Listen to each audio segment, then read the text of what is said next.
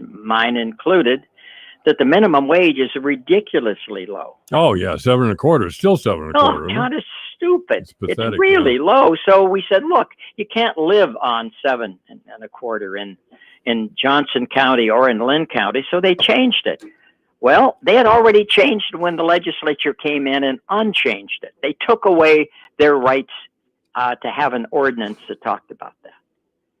I mean, everything it seems that local governments want to do, that if they don't pass muster with Kim Reynolds and, again, this totally controlled by one party state government, they're just going to change it. I mean, it's real arrogance.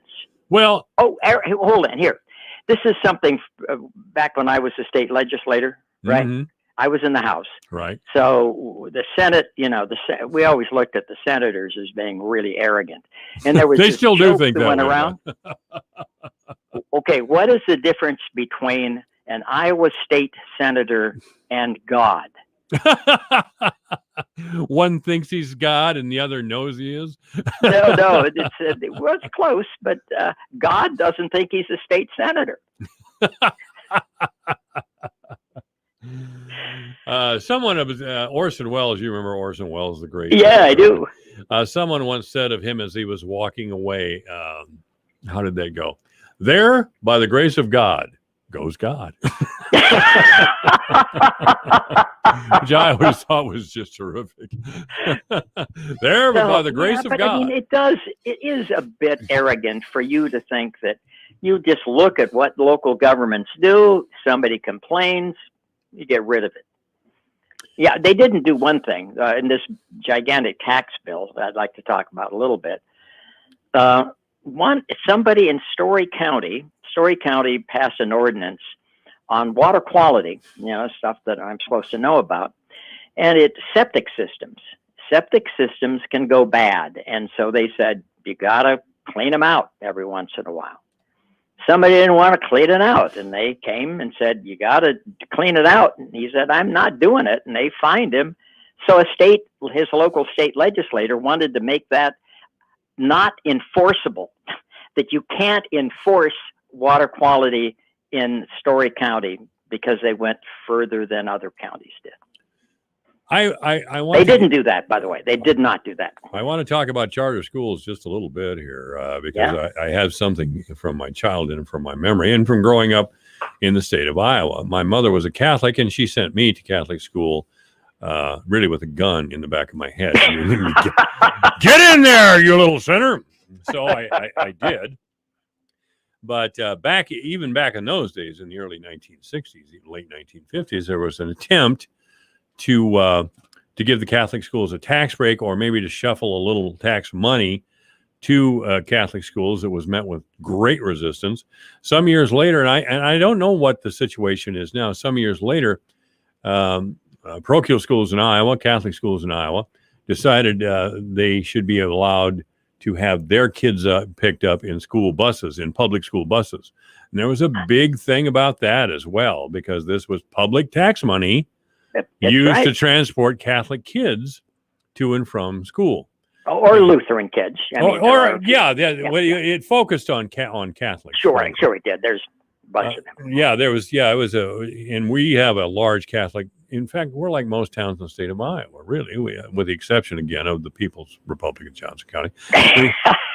We have many large Catholic schools across the state: Dowling and Des Moines. Heelan and Sioux City. Regina is there in Cedar Rapids, isn't that big a school, but you know what I'm saying. We have a lot of Catholic people here in our state.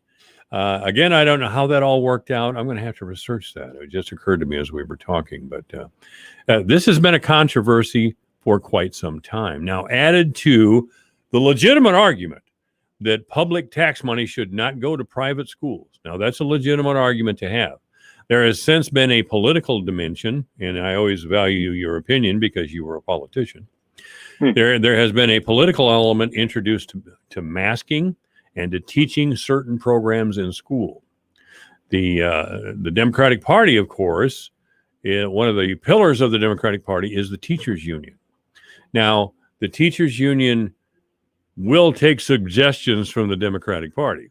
In other words, make sure we're all behind this masking policy. And of course, conservatives like myself think there's a little bit of a nefarious reason for insisting on masking policy at this late date. And I'm speaking to you as someone who nearly died of COVID. I know that. And I wear a mask to this day, and I have several masks in my car, and I don't have any problem wearing them. If there's a sign on a building or a store, please mask up. I mask up. I don't ask any questions. I don't complain. I think that's just fine. By the same token, it has been used as a club to beat conservatives by. Why conservatives? I mean, why should that be a conservative thing? Why not liberals? Let me give it to you in a nutshell. Okay. And this will shock you. In January 2020, our economy was roaring. Without COVID, Donald Trump would still be president because nobody really wanted Joe Biden. Joe Biden spent the summer, as you recall, famously sitting in his basement and letting Trump hang himself. Or better yet, Trump didn't hang himself, but the Democrats pounded relentlessly and mercilessly over Trump being responsible for the spread of COVID. So there's a lot of sore feelings over that. We've entered a political arena. I know it's not pure science. It's not necessarily to the benefit of education anywhere, but that's the world we live in. Everything seems to be political. Well, everything does. That's true.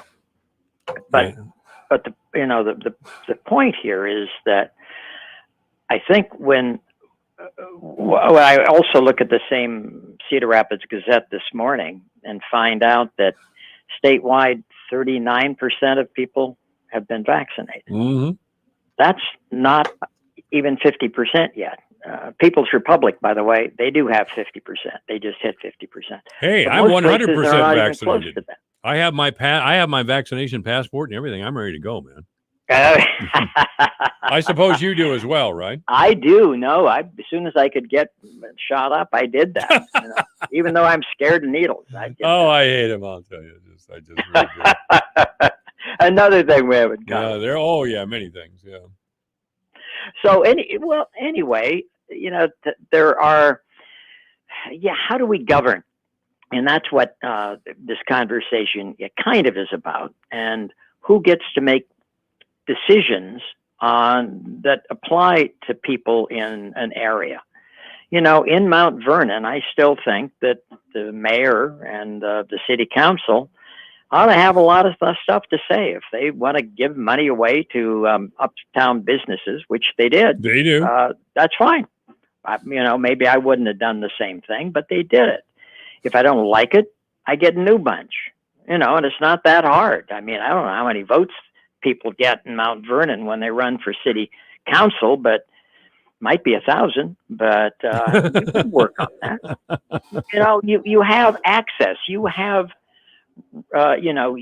rights and you have responsibilities. And just to say that what I say, what the people who I elected or had a chance to elect say doesn't matter, because the legislator and the senators, Kim Reynolds, House members, they know more, and so they're going to make all of these changes, and especially changes which have to do with stuff they probably don't know anything about. I mean, I used to be one of these guys, and that's why it was better to have a special commission that did roads. Because otherwise, could you imagine an old bull senator would have the best roads in Iowa, and people who didn't have an old bull senator, they'd probably have potholes. Yeah. We decided that was a stupid way of doing things, so they set up a special commission that makes those decisions. And they can then become experts on that. Or you have a public health agency. Those people seem to know better than the governor whether the masks ought to come off. But that's not who makes these decisions. She talks to 3 or 4 people and they say, well, there's a labor shortage and people are laying around at home because they're getting too much money on unemployment. Let's get rid of that extra unemployment. So bang, she did it just by fiat. Well, other states are taking some of the COVID money they got from the federal government and they're building roads with it. But Kim Reynolds sent it back to the federal government. Which I know. Makes no sense to me at all. It makes no sense. And I mean, she also did that to the schools. And I don't know, it was $75 million or something sent back because it was for something she didn't like. Well, now, God, it used to be that if more money came into the state would then have more money bouncing around and the economy would be better. That's what I used to teach when I used to teach this stuff. But you don't want to take this money because somehow you've made it political to say that people ought to be able to get money if they're unemployed. I mean, she could take that money and then do something about daycare, because the reason that some of those people are staying home is they can't get decent daycare because we don't have enough of that, and the daycare people get paid too little. So it's hard to get enough daycare workers.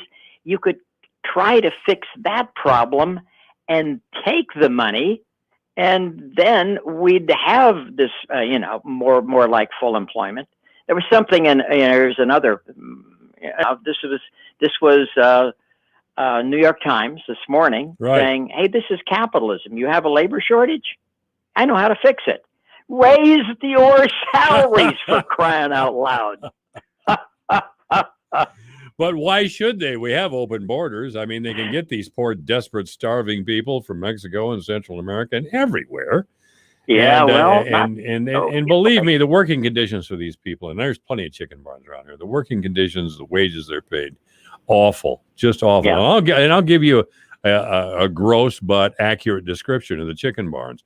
First of all, the cages holding the laying hens are about 5 feet above ground. The reason they're 5 feet above ground is because chickens do one thing very, very well. They go to the bathroom all the time. So who's working under these cages and catching the chicken droppings? Well, the Mexicans, the Mexican people who immigrated here for a better way of life. I used to drive truck over there years ago, and I see these guys coming out of the barns covered with chicken droppings, and I think to myself, this is the better life you were hoping for. I'd go back to Mexico, man. I'll tell you, where chickens at least aren't going to do their duty on my head. Yeah. But that's how they live, and they're paid practically. They all live in trailers, a couple of families sometimes. It's slavery is what it is. It's just utter degrading slavery. You know me, I come at everything from a worker standpoint. You do. My fellow workers in these chicken barns are ruthlessly exploited, and they have no advocate. Period. They don't. And they don't, and it's terrible. We should never criticize China for child labor or India, either one, as long as we allow this. Right. Well, and think back when we had COVID-19 outbreaks in Waterloo. What did the governor do? She calls up the owners and said, hey, there's no problem. She never would talk to any worker. She'd never talk to the union. And there were like 25% of everybody came down with COVID, and a few people died. God, this is where you get your information, and that then you make decisions that take away the rights of lower level elected officials to try to do the best thing they can for their constituents. Well, that's what I don't like. You brought that right back to the point, didn't you? I tried. I understand what you're saying, and I'm not entirely unsympathetic. But again, this has been politicized so much, and some of the school districts, frankly, have gone overboard on such things as the 1619 project. It was written by a New York Times reporter. An Iowa person, though. Yeah, from Waterloo. Yeah. That's right. A black.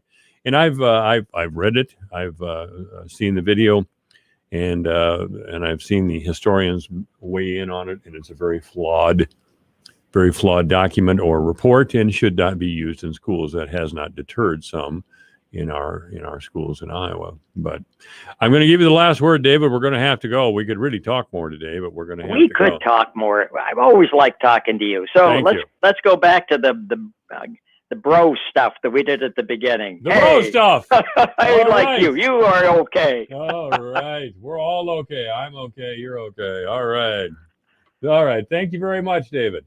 Hey, great talking, Mike. Always. This is AM 1400 KVFT, the voice of Fort Dodge. There's never any FOMO with the iHeartRadio app. You won't ever have to miss out on your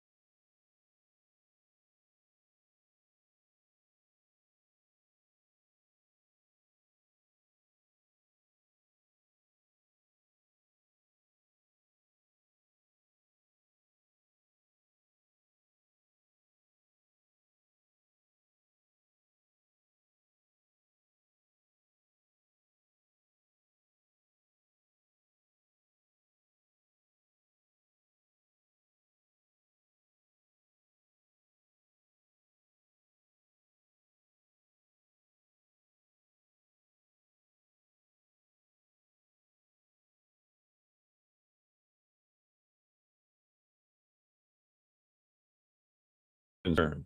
Mask mandates were never right. They do nothing. I don't know who the person is you're talking about, but quite frankly, biologically, anybody that knows about these viruses understands that we have a lot of literature supporting the notion, and it's not just a notion. There's no literature supporting the notion that it really makes a difference to communicable spread of small particle airborne viruses. That isn't to say masks don't do things. They don't do this. What masks do is they are an anti-human agenda. You know, you put on a mask. In fact, there's some really, there's some really good points that were made in the past. You know, in 1932, I know a lot about this because I studied the mask mandates and the science of masks considerably, but also what was the point? Once I realized that they were not scientifically valid, why were we using them? And, you know, basically this was said in 1932 by Ernst Junger, who wrote this dystopian novel. I don't remember the name of it, but it was universal masking basically reduces a human being to be an object. I mean, if you want to kill people, the first thing you do is dehumanize them, right, objectify them.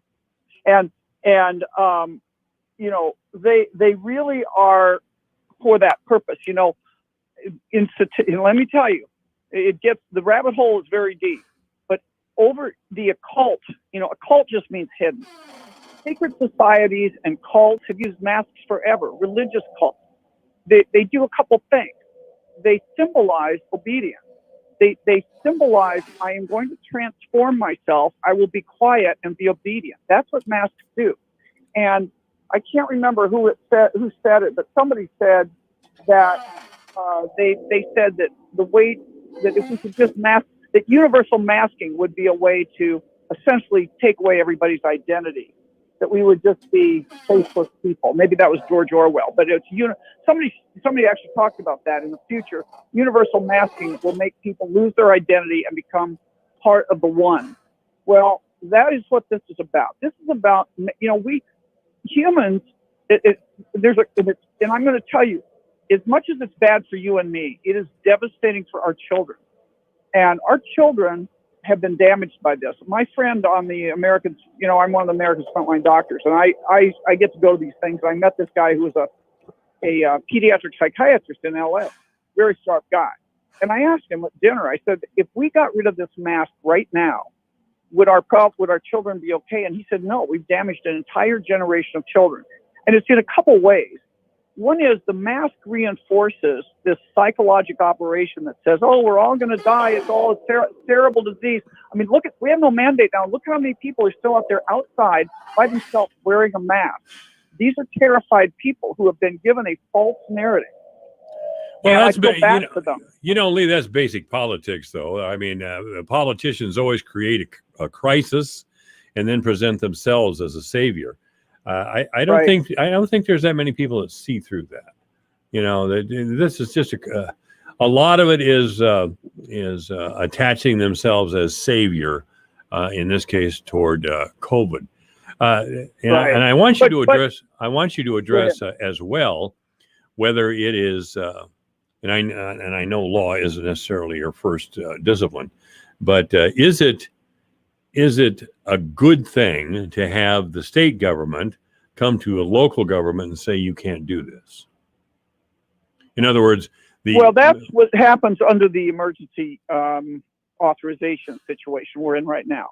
As long as there's a state of emergency, that's presumably the point that the state government can override local government.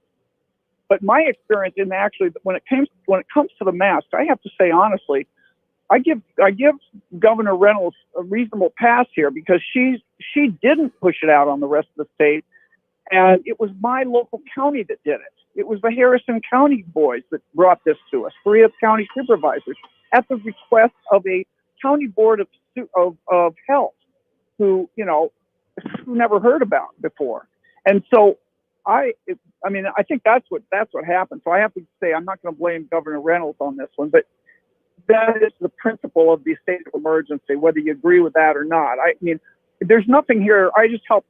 In fact, all weekend, my husband thought I was ignoring me because I was sitting on my computer, and my little job for the American Frontline Doctors is writing some things, and I was supposed to write some of the backup reporting documents that they're going to file in support of the suit they just took against the Department of Health and Human Services against this whole thing.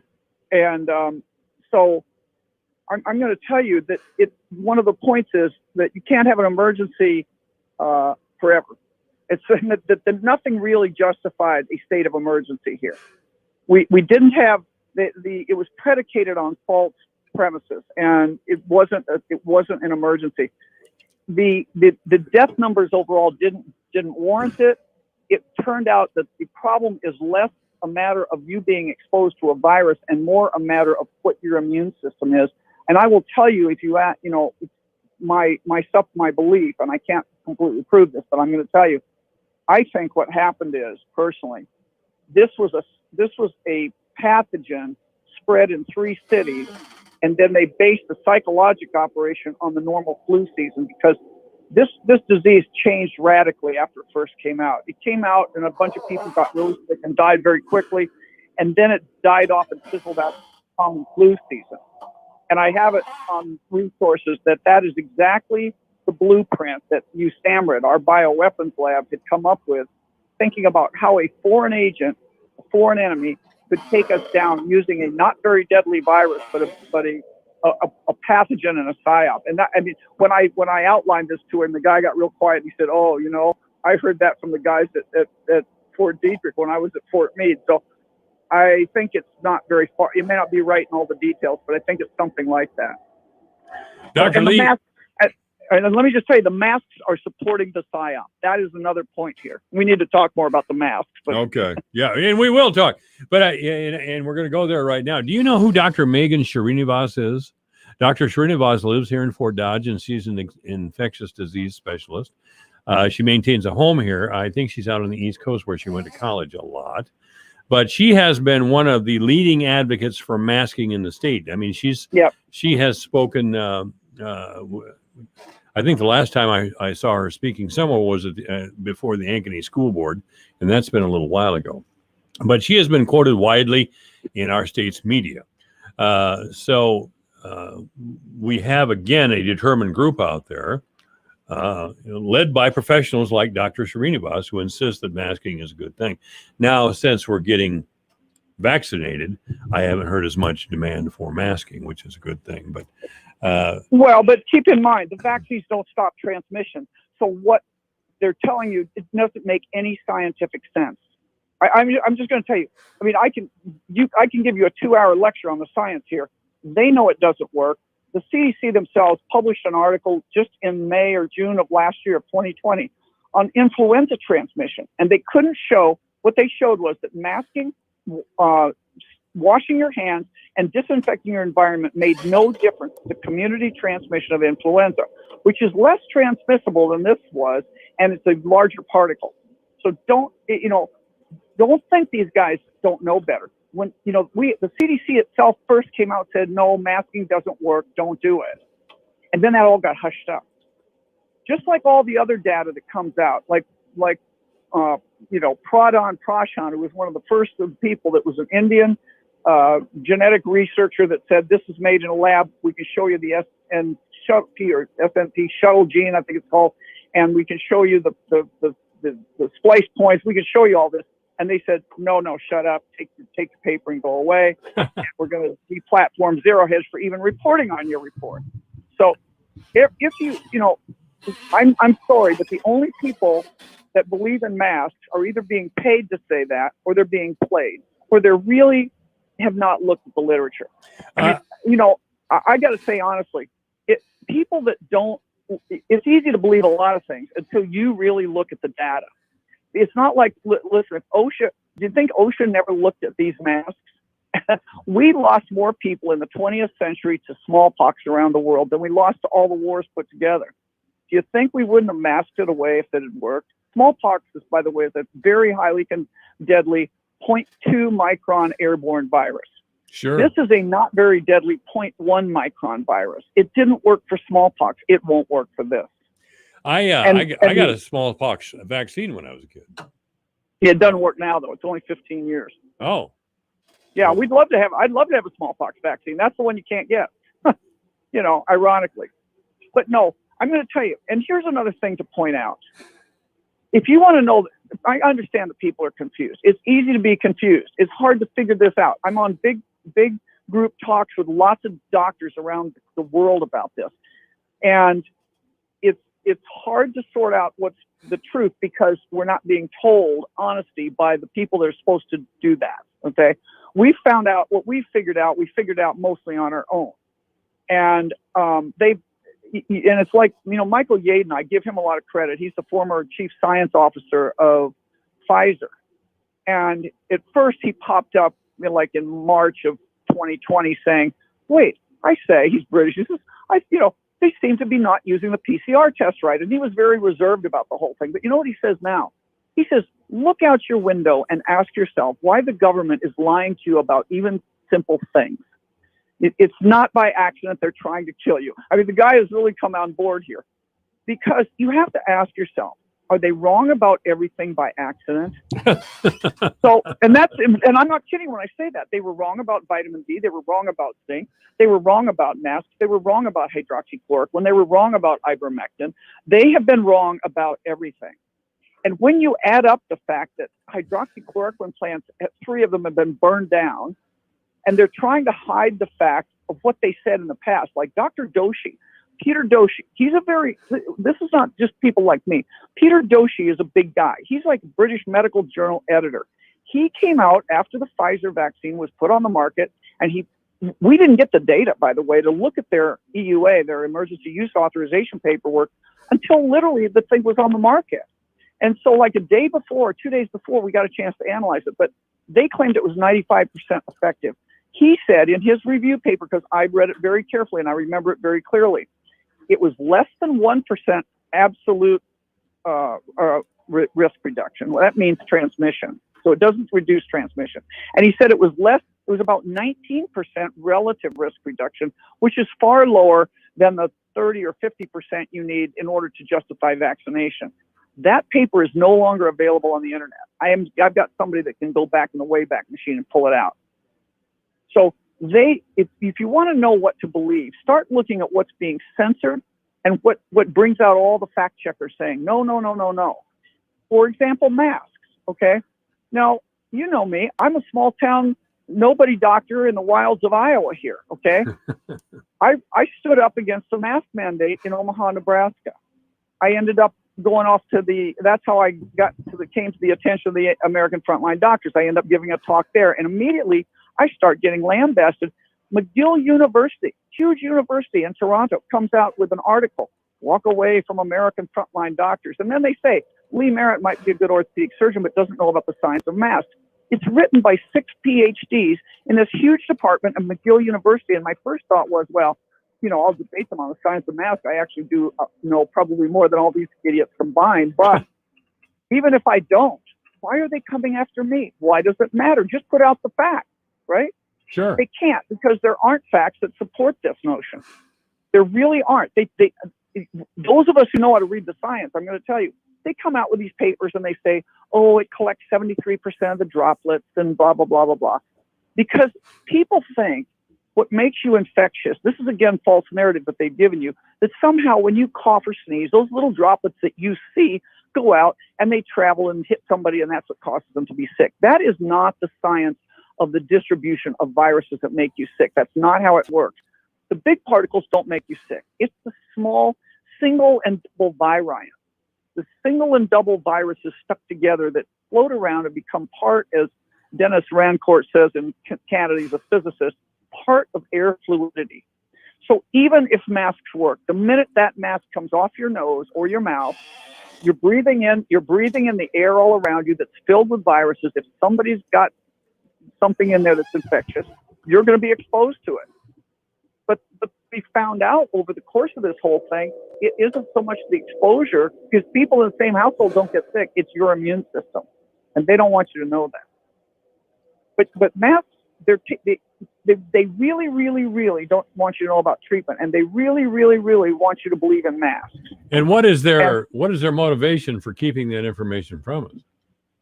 Because this is a takedown I'm going to tell you honestly, I don't fear if your listeners, you may never want to have me on again, and your listeners may think I'm crazy, but there's just not too many other ways to think about this, in my opinion, anymore. And that is, this is a takedown, not just orchestrated at America, but at humanity. Listen to Klaus Schwab, the World Economic Forum. By 2030, they want to have this all wrapped up. They don't want us to own property. They want us to be tagged. They want us to be traced. They want us under control. And they also want depopulation. And they need obedience. And I'm going to tell you, masks are a dehumanizing symbol of obedience. They are just like the Manchu Q. If you remember that old Kung Fu show in the 60s and 70s? Yeah. You and I are the same age. Kung Fu, yeah, that was the name of it. Yeah. Kung Fu, the guy, Carradine. Right, Carradine. Okay. Well, and this part of the whole thing is a true story, that when the Chinese came over, I'm near Omaha, and in Omaha, that was the hub where the Union Pacific went out west, and they had all these Chinese guys that were out working the railroads. And they had we all see pictures. If you look at the old black and white pictures back then, they had these braids that went down their back. That wasn't their haircut. Those Chinese were Han Chinese, but they had been conquered. The Han, which is still the biggest ethnic group in China today, had been conquered by the Manchu. And the Manchu emperor required every male Chinese to wear that braid as a symbol of subservience to the emperor. Mm-hmm. Never underestimate the power of a symbol. And they realized the reason that McGill University came after me, the reason we've got people being paid to talk about meth, indirectly or directly, they've got to be being paid. All that research funding that they get, all that stuff, it's all controlled by Fauci and the NIH. And if you don't speak the words that they want you to speak, you don't get that funding. All right. And I can't prove that your person that you're talking about is being personally bribed. I'm not saying that at all. But there's big money in going along with the narrative. And the narrative is, you have to keep your mask on. Because when people actually take the mask off and they look around and they say, wait a minute, how many people really died in our county? How many people are dying now? I haven't had my mask on. In the middle of all this, by the way, the CDC came out and showed that people that get COVID and people that don't have the same degree of masking. So it didn't matter. You cannot prove, even in this outbreak, it made a difference. But they bury that in kind of their back page, reports. All right, Dr. Dr. Lee Merritt has been our guest, and of course you know that as long as I have this radio program and you're willing to do it, you're on the air. I don't give a damn what you say. All right, thank you, Dr. Merritt. Thank you so much. All right, this is AM 1400 KVFD, the voice of Fort Dodge. It's 3:30. Summer is coming. Don't let pain and injuries hold you back from your favorite activities. I'm Dr. Zach Mason from Active Health Clinics.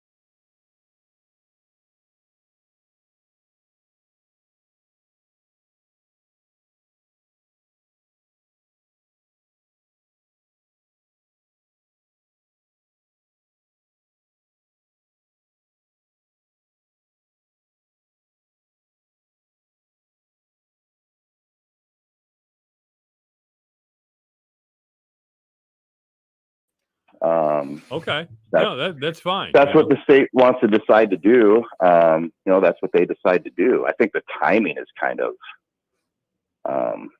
goofy, I guess would be a good way to put it. Well, the CDC didn't help Just anything. to make the law effective immediately is just whenever that is done is to always send a statement. Yeah. And so, I think that they wanted to send a statement, and that's why they chose to have it be effective immediately, as opposed to allowing time for entities to respond. And so although I'm okay with, and I may even agree with the decision that was made, how the decision was made and the time that people were given to respond was a little short-sighted on their behalf, I believe. In regards, go ahead. No. I would just like to say that the CDC kind of screwed this up for months and months and months. Dr. Fauci and the CDC has insisted that we mask up. And then out of the blue, last weekend, they just dropped the whole mask mandate. Just bang, just like that, and left everybody scrambling, as you said, for some sort of response. Schools, businesses, they didn't know what to make of it. What, it's over right now? Not tomorrow, not even tomorrow. We can't wait till Monday. They just dropped it. Yeah. I think there's been a lot of just knee-jerk reactions that have occurred due to this, and that it's caused a lot of confusion. It's caused a lot of, and then from the confusion comes misinformation, and so I think that doesn't help. And a lot of it is, it's not even misinformation. It's not knowing, right? It's like not really knowing because it's so new that you don't know. And so I think the thing that's important is if you make a mistake or you're wrong, is to just say it. Yeah, right. That would be an idea. Okay, so we screwed up, and at first we said don't wear masks, and so now we're telling you to wear masks, right? But it's been, and then it's like the word fluid became the most popular word of 2020, I think, other than Zoom and you're muted. It's fluid was the other thing, right? Well, you got to be fluid. You got to be fluid. And it's like, okay, well, let's also just admit that maybe we were wrong the first time. My favorite, Jeff, is the phrase, in an abundance of caution. Yeah. It was always an abundance of caution. I mean, God, I guess can you get off our backs now? I mean, thank God the medical people seem to have come up with a vaccine that works. I mean, it has been pointed out to me during my time on the air today that we're only at 37% as far as fully vaccinated. And I didn't know that being fully vaccinated would prevent transmission of the disease. Well, there's a lot of things, I just don't get it. There's a lot of things I just don't get. Maybe I should put it that way, Yeah. That's all I can say. But anyway, as to the second part of the question. Think about it. There's people that have spent decades studying this and they don't know. Yeah. Right? Yeah. I mean, they've been studying these viruses for decades, so specifically coronaviruses, and and even some of those people don't really know because it's new, it's novel. I think it's the commies, Jeff. It's the commies. Commies. Oh, it's always the commies. Okay, so there's my position on that. We're all good then. 1619 Project. Been just reading about that recently. Very interesting. Just because it's been such a popular thing in the news. Yeah. And it wasn't something that I was really that aware of until recently. So that's pretty new. In regards to the laws, I think some of those, the way I understand it, and I could be wrong, the way I understand it is it's not necessarily banning all theories and practices of that theory, but instead it is banning very specific elements to it, of which are the parts that are stated in the law. And I don't have it pulled up, so I couldn't tell you exactly what those are, but that's the way I understood it. Is it's not so much that it's banning all of it. There's some specific parts that apparently they've chosen to legislate out. Yeah. That opportunity out. You know, I don't know. It was a weird session. Yes, it was. I gotta say, you know, they ran late and pushed a lot of things through in the end. And, you know, I think the biggest thing that you didn't ask me my opinion about is the ending of backfill and the phasing out of backfill. Oh, we were getting there, Jeff. That's kind of a big deal, especially for the schools, especially for the city. It's gonna be a big deal. Definitely, you know, I understand they're gonna downplay it, right? Because they don't want to be the bad guy. They want to be the good guy, and they're gonna downplay it in that, you know, and you're already hearing it. Well, it's only 2% of their budget. Okay, well, 2% of 100 million is a lot. when you're talking about you got, so what do you want us to do? You want us to have a bake sale to go generate that revenue? Right? I mean, the point is simple. The point is this: the city and the counties and school districts are going to lose revenue. Yeah. Okay. So we're going to have less money to provide the services that we provide. So we have one of two options: limit the amount of services that we're going to provide. And you don't even want to know who we most likely start with, or we go borrow more money to maintain the budget that we have and the level of services that we have. But keep in mind that as we borrow more money to basically just balance our critical budget of services, that then other things aren't going to get done. Your street ain't going to get fixed because we're not going to have the revenue to pay back the loans to go fix streets and infrastructure, because we're going to be using whatever money we might have had for that is in lost revenue. And now we got to go pay to balance the budget, or we got to decide to cut services. So are we going to pick up trash every other week? How many police officers do you want to get rid of? How many firefighters do you want to get rid of? How many paramedics do you want to get rid of? I mean, because those, you know, your people, labor, staff, those are the people that you're going to have to make the hard decisions on how you're going to respond. And it's not going to happen instantly, right? It's going to happen over time because it's going to be a phase out. And so it's going to be over, I think it was like 7 years or something. So it's not going to be instant, but as you go through it and you make less and less every year in revenue from the state, something's got to give. Well, that's absolutely correct. I have no argument for that. Yeah, I mean, I just think of it. I always try to relate it to a personal home, right? Like, okay, so imagine, if you will, that instead of you getting a 2% increase in your household income every month or every year, that instead you have a 2% decrease every year. But we all know that inflation is still going to happen, and the cost of things are going to go up. We already see that at the grocery store, right? Right. And so, what kind of situation is that going to put your household in? Well, that is the same thing that's going to happen to school districts, city municipal governments, county governments. Counties and schools will feel it the most because they just get more money from the state. So yeah, it's going to definitely be difficult. And you know, and I'll say this as a elected city official, who I'm not really going to have to deal with it, but those future people are. But I can tell you this, that not one of our state representatives contacted me. Not one. No one contacted me and said, "Hey, how might you be impacted by this?" Right. Right. And so I certainly wasn't a constituent that they asked an opinion of. So, well, that was a great error on their part. Yeah. Because you are the guru, the Swami. Perhaps we should meditate. We should. There we go. Yeah, we got to meditate every now and then when things drive us crazy. So Yeah, and it's not by any means that they need my permission, but. We lost the Jeff. This could be the end of the world. Hope he calls back. This is AM 1400 KBFT. Each week, learn more about precision agriculture, ag data, and the newest technologies on the farm during the special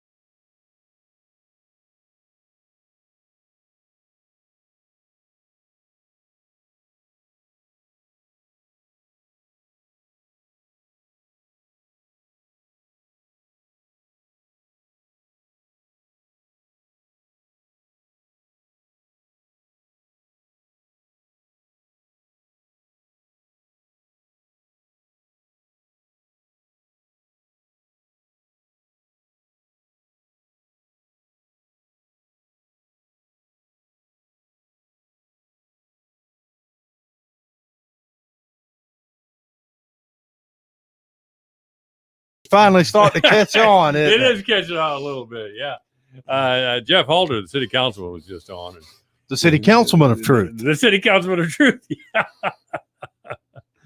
Anyway, Rob Jones is actually our news and sports director, of course. And what I'm about to say has nothing to do with anything that Rob and I are ready to talk about.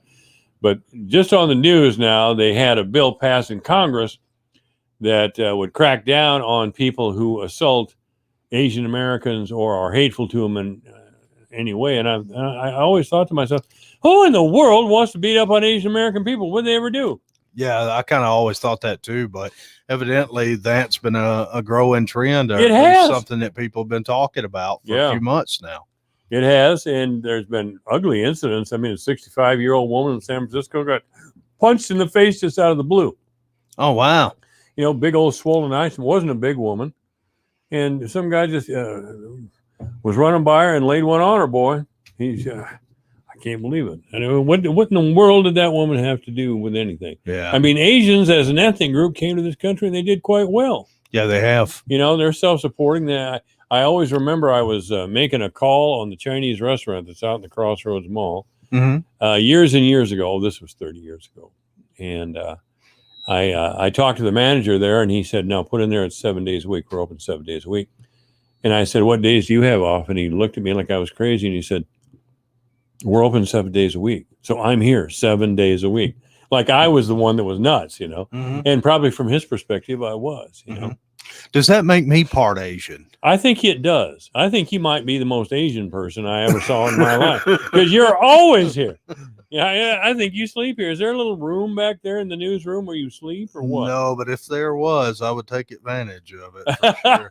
I have slept in the floor back there sometimes when it's bad weather and that kind of thing, and I'm not sure if I can get back in the morning. That makes Sometimes sense. I will sleep in the floor in there, which as I get a little older and have put on a little weight, that becomes more difficult to do.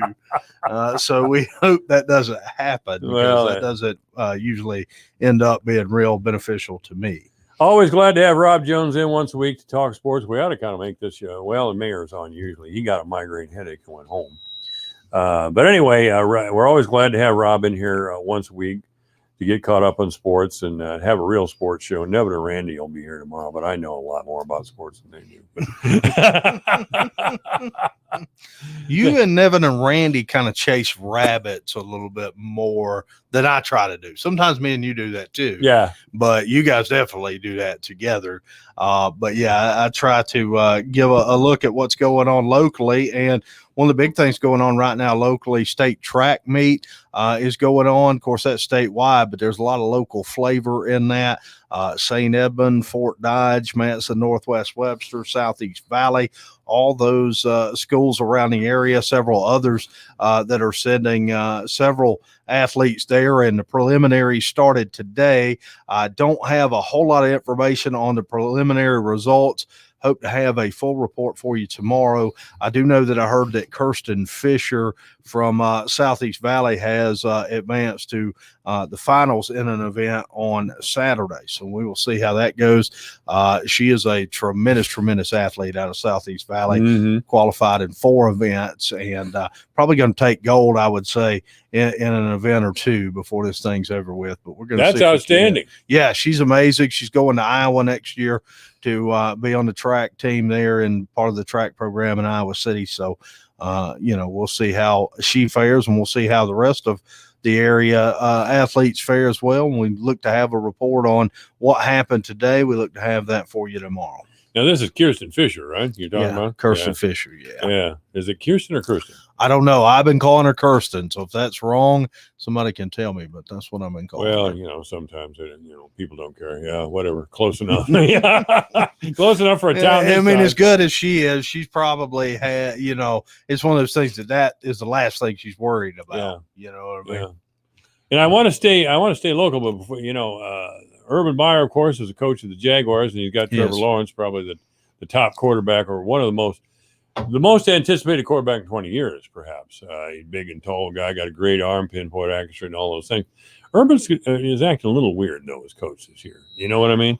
I mean, he always kind of acts a little bit weird. He's got his own thing going on. He's that's kind for of sure. a different guy. You know? He is, yeah. He's making some moves on the team that if they work, he'll be a genius. But if they don't work, Yeah, probably most likely the Tim Tebow move is. that's probably one of the exactly what biggest. I'm referring Yeah. to. You know, how old is that guy? 33 years old, and Yeah.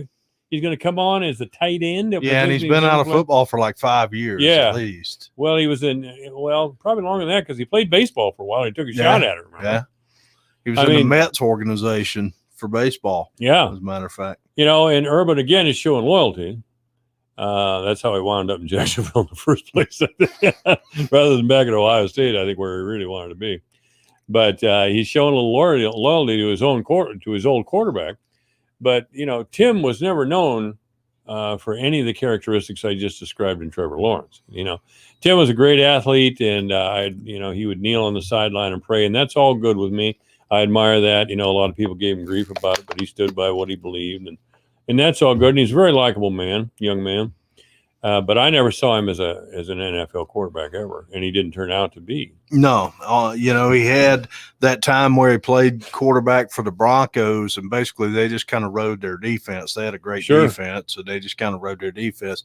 I mean, the thing that I take away from Tim Tebow is I think he's a tremendous leader and a good guy to have in the locker room. Yeah. And I also think he's an amazing competitor. As a college player, there probably wasn't a better competitor. And when you just talk about competitive fire and attitude and all that Mhm. kind of thing, than Tim Tebow was, he just didn't have what it takes to be a quarterback at that level. Can he play tight end? Maybe. If anybody can do it, it's probably Tim Tebow. He was a good running quarterback when he was Yeah. down in Florida playing for Urban Meyer. And tight end a lot of time means blocking back. They'll fall back and protect the quarterback. Yeah, and that's kind of what I think. He's going to be more of like the H back or blocking back than he is what we see as the prototypical tight end right now. Yeah, well, he's not going to be somebody like Rob Gronkowski. or Russ Francis was a great tight end for the San Francisco 49ers a number of years ago. Russ was big and strong like Gronkowski was or is, and he did a great job with Joe Montana and the 49ers back in the 80s and early 90s. I don't know if you remember the name or not. Yeah, I do. He was before Brent Jones. Brent Jones played tight end for Montana in that group as well in the late 80s and early 90s. But yeah, I mean, Gronkowski, and then you got guys like George Kittles, who's a great tight end. Kittle, right now. went to the University of Iowa. We all tune into San Francisco games now because of Kittle. And I just like to say I'd never seen a player of his talent move from Oklahoma to Iowa, but I'm sure glad he did.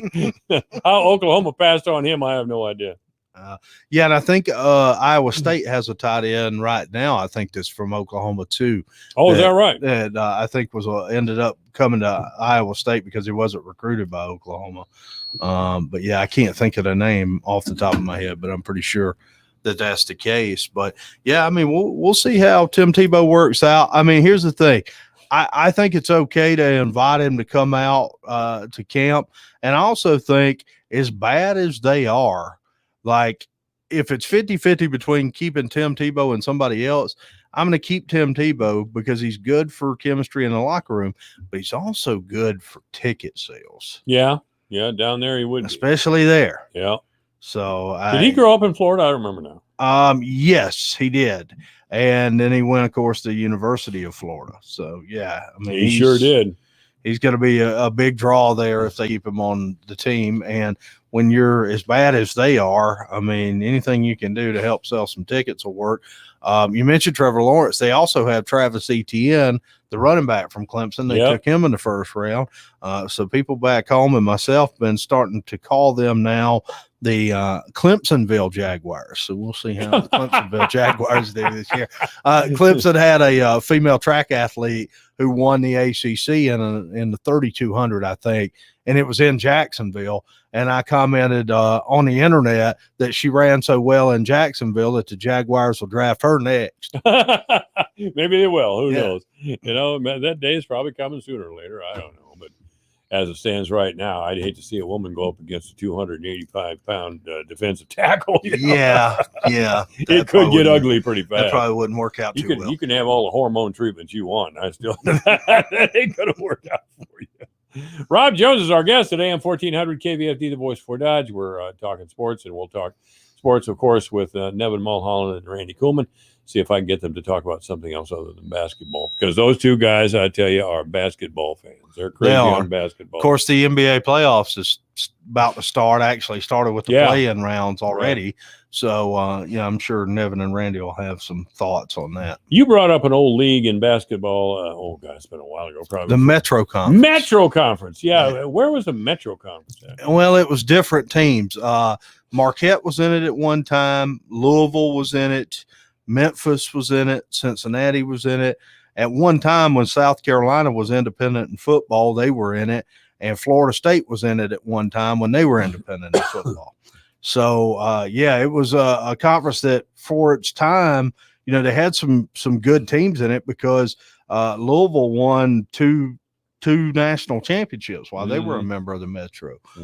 So the Metro Conference, it was kind of based with teams that were in different metro cities in different places as well. And I'm pretty sure DePaul was also in it at one point, DePaul out of Chicago. So it was a pretty solid basketball conference for its time, and kind of disintegrated when some of the schools that were independent in football joined other conferences in football, and then that just kind of went away because the Metro only existed in basketball. Sure.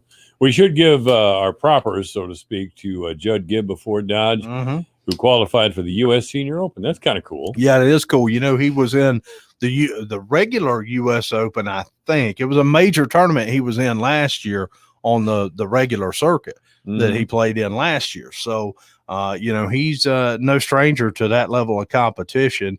And I want to say, I can't remember what it was, but he was a long shot for that major, and I was in Des Moines, right by the casino over where Adventureland is. Yeah. And I said to the person I was with, I said, I should go and lay some money on Judd Gibb, because he's like 10,000 to 1 odds. Why not? Why not? Just lay some money on Judd Gibb. But it turns out you are supposed to be a resident of Iowa to be able to bet in a sports book in Iowa. And I wasn't technically at that time. You lived here almost 3 years. Well, I am now, but I still wasn't at that time. Well, you get a hold of me, I'll be the resident of Iowa. We'll bet 100 on that one. Because if it comes back, man, we're going to be. I have no idea what kind of odds he's going to be in the Senior Open. They'll be better than what he was in the major he played in last year. But, congratulations to him, man. He's a heck of a player, and obviously here he is back in, in a big time event like that. Well, I would give, again, big props to the late Phil Joslin, who was also a great senior golfer in our town. He used to own Joslin Supply, which isn't around anymore, but he was just down here in the next block, which is now Community Health. Yeah, Joslin and his father were Marion Joslin were great golfers in our area. And, they were really terrific. We want to give full credit, by the way. Some of these sports we don't talk enough about, and I'm talking about track especially. And the Fort Dodge boys and girls are going. When's the state tournament? Is it this weekend? Well, state track is at the prelim started today. They started today. So it's today, tomorrow, and Saturday. Okay. At Drake Stadium. And it's full capacity, Mike. They've opened it up to full capacity. That's terrific, man. Yeah. That's really great. We've been stuck inside. Or I certainly, speaking for myself, I've been stuck inside too. I never expect to spend 6 weeks in my recliner in my life, but I guess I have to do it. That's just the way that goes. Yeah. Proud of the boys, of course, and the girls, no doubt. And certainly Kirsten Fisher. Out of Southeast Valley for sure. And they've got a bunch of other kids that have qualified. And St. Edmund, I ran out of breath reading the events that they qualified for. It was a massive list that they qualified for as far as group events and individual athletes that qualified there. So best of luck to all those athletes from the area here, and we'll see who can maybe bring home some gold to the Webster County area. All right, that'd be pretty cool. Yeah, it would be cool. Yeah, it'd be pretty cool. Cool. You know, I'm a track fan, and I never get out to the track meets, and I wish I did, and just got lazy in my old age. But I love the sprints, and always go over to see who's got the shot put, and the discus, and all those things. I don't know if they do the discus anymore in high school. Yeah, they still do. Good for them. Yeah, they still do. But I used to know a couple of high school high jumpers when I was in school, and I mean, it's a great sport. It really is. It probably doesn't move as fast as football and basketball, that's for sure. But, well, and there's a lot of different moving parts because you got all the events and that kind of thing. They're all going on, yeah. You know, I'd like to get out to more of it than I do, but I run into this problem, and the problem is there's only 24 hours in a day. Can't we find a way to squeeze 25 or 26 if we out of could you? extend that thing to 28, like I could probably do it. Well, don't say that, man. Somebody at Alpha Media will find a way to do it. Hey, I got an idea. Why did you never go home? We'll get you a little cot in that news sports room over there. We're going to put a battery in your back, and you just like plug yourself in and just go from there. You know what I mean? Absolutely. Did want to mention, I don't know if you heard this today, but I had a story on this today. Belmont Clemmy, their baseball players are actually joining Eagle Grove this year. Belmont Clemmy had a lack of participation, so they are not fielding their own team. They're going to join up with Eagle Grove. And we heard comments earlier from the superintendent of Belmont Clemmy, Dan Frazier. They think that this is just going to be a temporary issue because they do have pretty good participation at the middle school level. So we'll see if this continues to be an ongoing issue. Eagle Grove, accepting those players, and I think that's the right thing to do. Of course, neither one of those schools played last year because Wright County had, so many issues with COVID-19. Eagle Grove is going to field a team this year, baseball, and Belmont Clemmy, effectively, those players from Belmont Clemmy will be Eagle Grove students in the eyes of the IHSAA. Well, that just does not comprehend to me, who still thinks baseball is a national pastime. That's almost some kind of communist plot. What do you mean no baseball? Well, the good thing is the kids that want to play can play at Eagle Grove. Yeah, you know what I mean? Yeah, that's great. And that's good for those two schools for working it out. Yeah, working it out. Richard Thacker, the AD at Eagle Grove, deserves a lot of credit for that because I know he was welcoming in that and has kind of has been the guy to kind of make some of the adjustments and that kind of thing and make the filings that you have to make with the state union to be able to do that kind of thing. Sure, absolutely. Rob Jones is our guest at AM 1400 KVFD, sports director here, of course. I know you're a big basketball and football fan, but boy, I have never seen a year that's jumped off so fast in baseball where they've had this many no-hitters. Corey Kluber of the Yankees got it here the other night, and that's terrific. I love the drama of the game like that. But is there an explanation, you think? I mean, you follow sports real close for all these no-hitters now. I don't know, other than just kind of how weird the season was last year. Mm-hmm. And guys not really getting the work that they would normally get to get your timing as far as a hitter. And also you look at a 182 game season, you start to develop some trends with guys as far as how a guy pitches certain guys. You've got that sample size.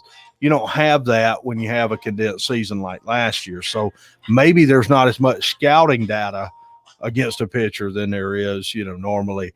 That you would have because of last year being a condensed season. So that would be the explanation I would have. But yeah, it seems like every time that I turn around, I get a notification that somebody hit somebody. Yeah. I'm going to go way back before your birth here. Down back in 1968, the St. Louis Cardinals had Bob Gibson on the mound. Right. And he was fearsome on that mound. Sure.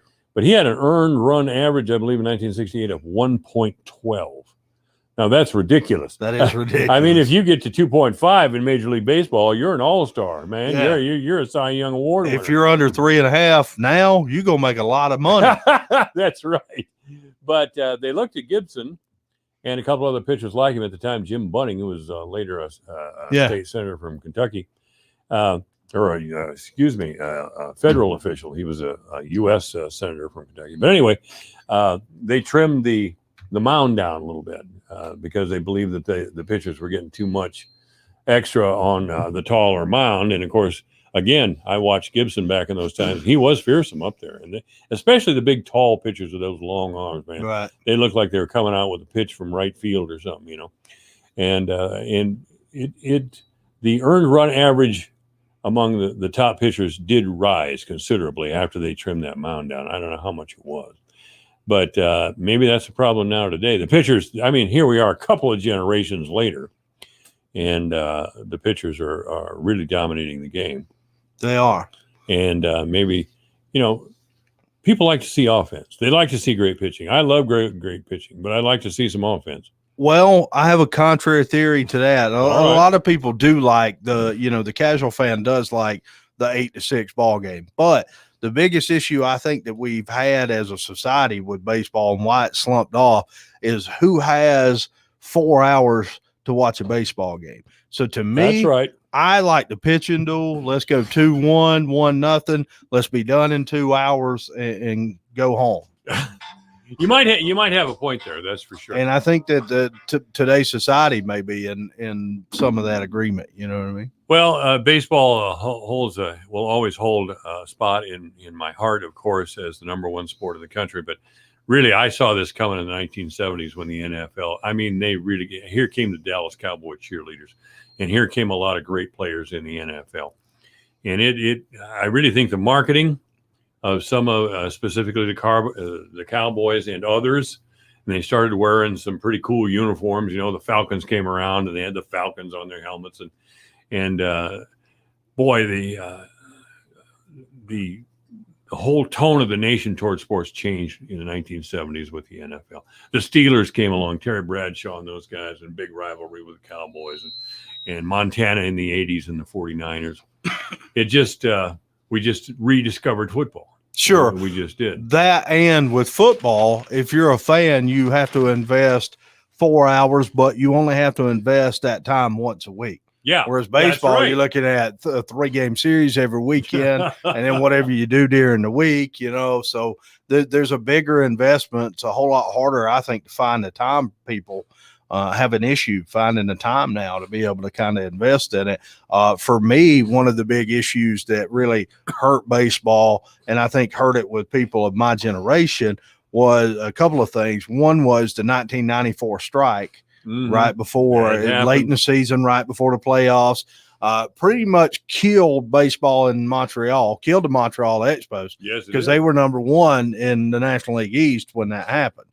And then, end up folding that franchise, later on. So you had that. Then you had the big comeback for baseball in the late 90s with McGuire and Sosa chasing the home run record, right? Absolutely. But then we found out just a couple of years later that everybody was on steroids.